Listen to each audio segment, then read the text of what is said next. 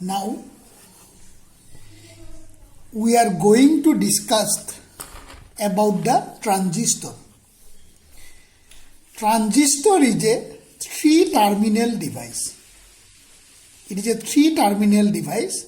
One is called emitter, one is called collector, one is called base. So in a transistor, between two semiconductors, an opposite semiconductor is given. In NPN transistor, between two N-type semiconductor, a P-type semiconductor is there, or in PNP transistor, between two P-type semiconductor, an N-type semiconductor is given. So in a transistor, between two N-type, a P-type P-type semiconductor is there, or between two P-type, an N-type semiconductor is there. Therefore, it has two junctions. One junction is between emitter and base, and other is between base and collector. So in a transistor, there are two junctions. One is between emitter and base, and one is between base and collector. A transistor consists of two junctions formed by joining either P or N-type semiconductor between a pair of opposite layers.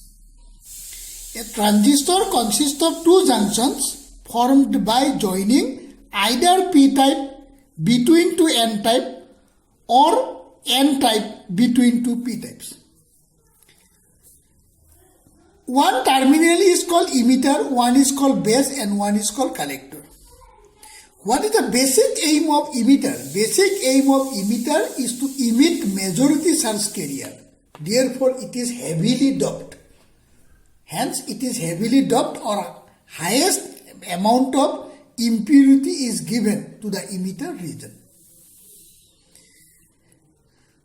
The basic aim of collector is to collect the majority surge carrier that is emitted by emitter. Therefore, it is moderately doped.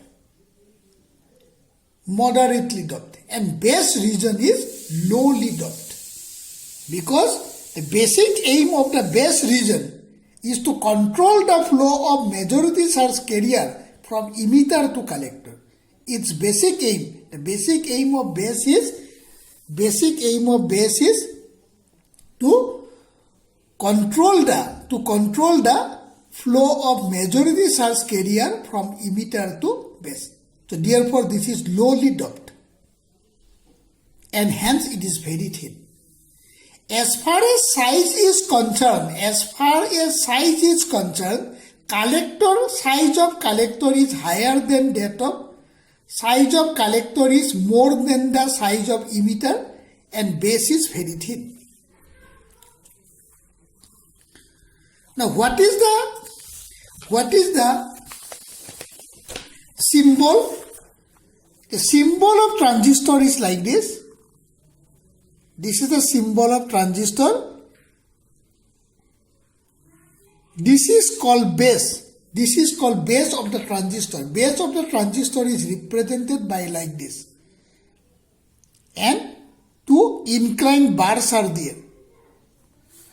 One of them is emitter and other is collector. In the emitter, an arrow is given. So therefore, this will be emitter and this will be collector. That means we can give the direction of current in two ways. আমি দুই ধৰণে আমি কি কৰিব পাৰো, direction of কাৰেণ্টটো দিব পাৰো. এইটো বেজ হল, এইটো এনেকে দিলো, তাৰ মানে এইটো ইমিটাৰ আৰু এইটো collector. So how the current flows? Current to কেনেকে flow কৰে?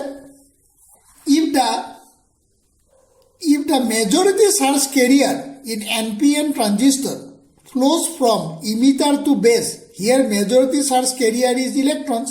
So if the electrons move from N to P, that means emitter to base, what is the direction of current? Direction of current is from P to N. Direction of current is P to N. So if direction of, this is the direction of current, that means this will be the P, so therefore this is N and this is N. So this is the symbol of NPN transistor. So this is the direction of current, that means this will be P, this will be N and this will be P. So this is the symbol of PNP transistor. This will be the symbol of PNP transistor. Generally, base emitter junction is forward biased in a transistor and collector is reverse biased. Whenever a transistor is joined somewhere, the base emitter junction is always forward biased and collector is reverse biased. There are three types of configurations are there. One is called common base circuit or common base configuration. One is called common emitter configuration and one is called common collector configuration. So this is the common base, this is common emitter and this is the common collector. This is the common collector. Now we want to study the working of NPN transistor. Now we want to study the working of NPN transistor, and during this study we make the connection in common base. We make the connection in common base. So this is emitter, this is base, this is collector, it is NPN transistor. Since base emitter junction is forward biased, and emitter is N, therefore negative terminal of the battery is connected to the N side and positive terminal is connected to P side base. So therefore base emitter junction is forward biased. And collector is reverse biased. Therefore a collector is an N-type collector. Therefore positive terminal of the battery is connected to the N-type collector. So base emitter junction is forward biased and collector is reverse biased. You have seen two battery here and one battery here. It is by convention. By convention, always two batteries are given in the reverse bias and one battery is given in the forward bias. It is because the reverse bias voltage should be more than the forward bias voltage. For working of a transistor, the reverse bias voltage to the collector should be more than that of the forward bias voltage. If you see the particular book of your textbook, have you seen? So this is emitter, this is base and this is the collector. So you just see the blue color here. So what is this blue color? This is the width of the contact potential. This is the width of the contact potential. So the contact potential or junction potential or the bohol width of the junction potential is this. So since base emitter junction is forward bias, it is very thin. And you just see the width of the collector base junction. You just see here more blue color is given. Why? Because this junction is reverse biased. Under reverse bias condition, a high contact electric field is produced between collector to base region. But since the base emitter junction is forward biased, this contact potential has very low value or practically sometimes it is also equal to 0. Now the figure shows the NPN transistor with forward bias to base emitter junction and reverse bias to collector base junction. The forward bias causes the electrons in N-type emitter to flow to the P-type base, constituting emitter current. Since base emitter junction is forward biased, emitter emit electrons and these electrons reach the base. So since the electron moves in this direction, from N to P, so this is the direction of the emitter current. Because direction of current is opposite to the flow of electrons. Here electrons move from N-type emitter to P-type base. Therefore, this is the direction of emitter current. Since the base is lowly doped and very thin, therefore, only few electrons are collected by holes in the p region base. Since the base is lowly doped and very thin, only few electrons are collected by holes which are the majority charge carrier of the p-type base. That means in my figure, one hole collect one electron. So therefore, one electron moves like this. So therefore, this is the base current. What happens to the remaining electrons? In the base region, no further hole is there. No further holes are there. Why? Base is lowly doped. Therefore, these electrons which reach the base region from emitter get accelerated towards the collector region. Why these electrons get accelerated towards the collector region? Because for p-type semiconductor, electrons are minority charge carrier. For p-type semiconductor, electrons are minority charge carrier, and this junction is reverse biased. Under reversed bias condition, a high contact electric field is produced.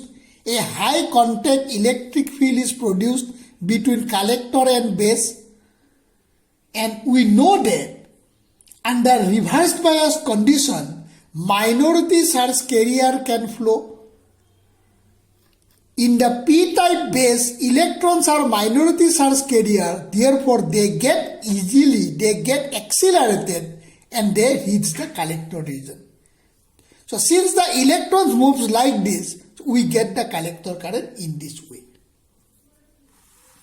In my notes it is given, as the electrons flow through the p-type base, which is very thin and lightly doped, therefore only few electrons combine with holes to constitute the base current.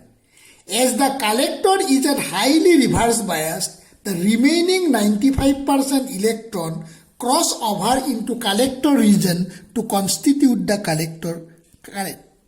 So in this way, the entire emitter current flow to the collector circuit, and we can write emitter current is equal to base current plus collector current.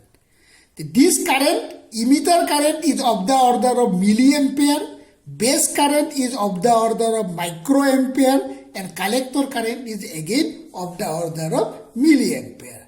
Why the base current is of the order of microampere? Because in the base region, is very thin and lowly doped, therefore only few electrons less than 5% are collected in the base region, and that is why the base current is very low. So this is the working of NPN. This is the working of NPN transistor. Another important point in this particular study is that since the base is common, this is the common base configuration, base is common, therefore variation of this current is not studied under this configuration. So what is the output current here? Output current is collector current, and what is the input current? It is emitter current. That means in common base configuration, we mainly study the change of collector current with the change of emitter current. Okay? Now we return back to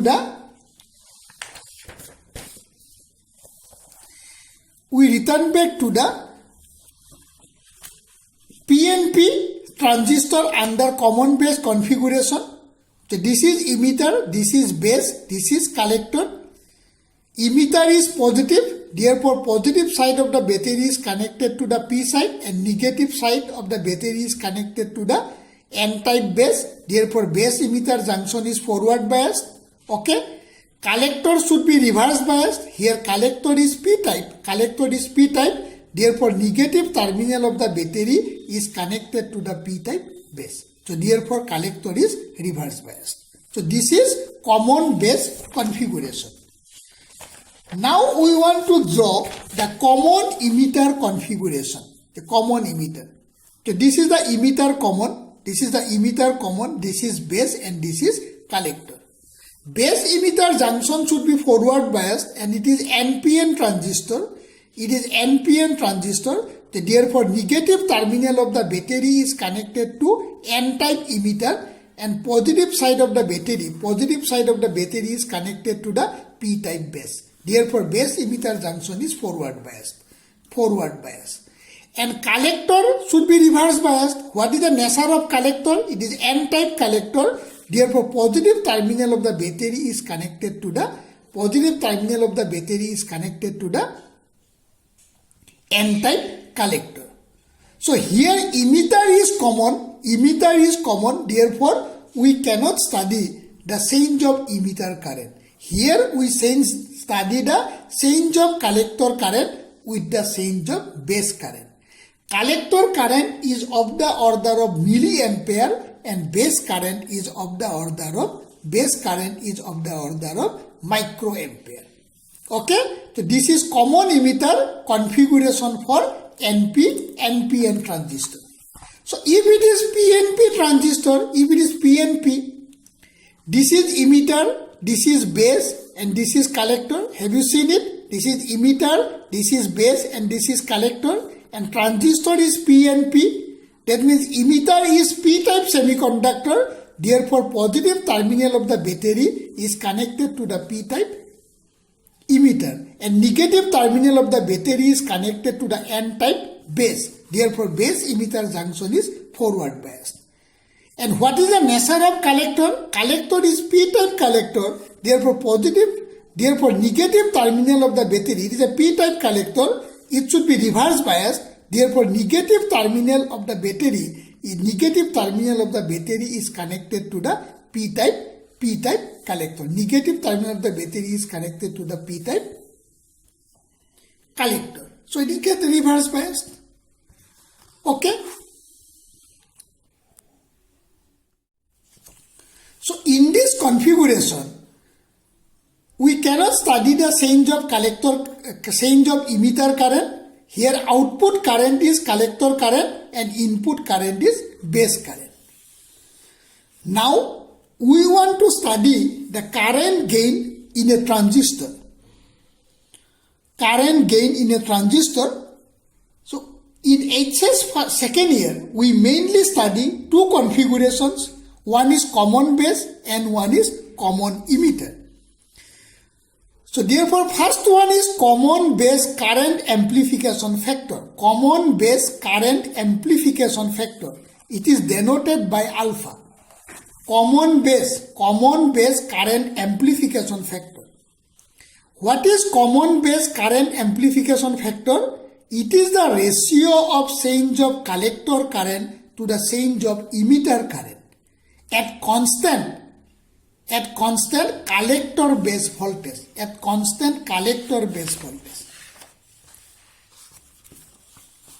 This is, so what is alpha? It is the ratio of change of collector current to the change of emitter current. It is the ratio of change of collector current to the change of emitter current when the collector base voltage is constant. We know that magnitude of collector current is less than that of emitter current and therefore the value of alpha is less than 1. Alpha is called common base current amplification factor. It is a ratio of delta IC by delta IE. Since IC less than IE, collector current is less than emitter current, therefore alpha is less than 1.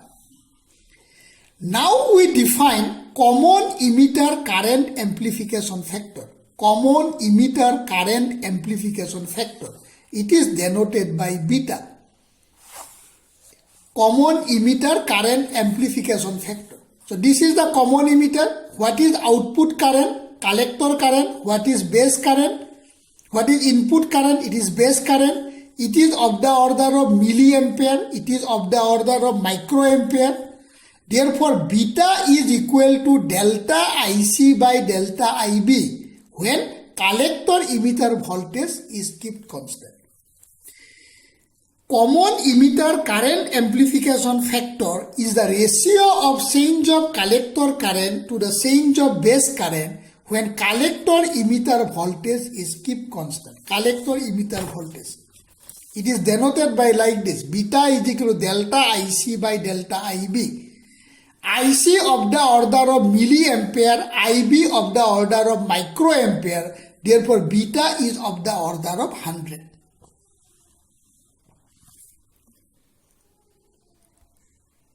Relation between alpha and beta. Relation between alpha and beta. We know that IE is equal to IB plus IC. So, change in emitter current is change in base current plus change in collector current. If I divide the entire equation by delta IC, I will get this. Okay. So delta IE by delta IC can be written as 1 by delta IC by delta IE. Delta IC by delta IE is alpha. So 1 by alpha is equal to 1 by beta plus 1. So therefore alpha is equal to beta divided by 1 plus beta. Beta of the order of 100. Since the denominator is more than numerator, alpha is less than 1. Okay? Delta IE is equal to delta IB by delta IC. I divide the entire equation by delta IC. I will get it. So, delta IC by delta IE is equal to alpha. Therefore, 1 by alpha is equal to 1 by beta plus 1. If I do the calculation, it will be the result. If we cross multiply it, beta is equal to alpha divided by 1 minus alpha. Beta is equal to alpha divided by 1 minus alpha. Okay?